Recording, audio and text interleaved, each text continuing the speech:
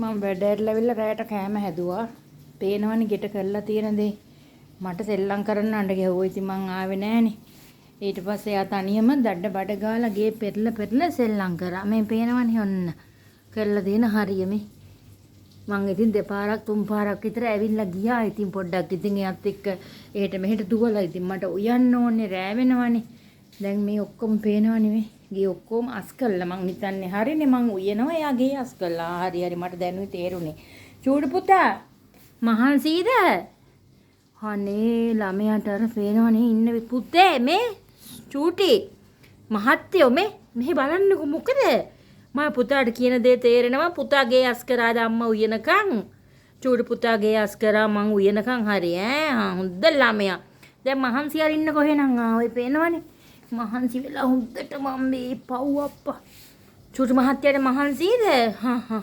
හරි මහන්සි අරින්නේ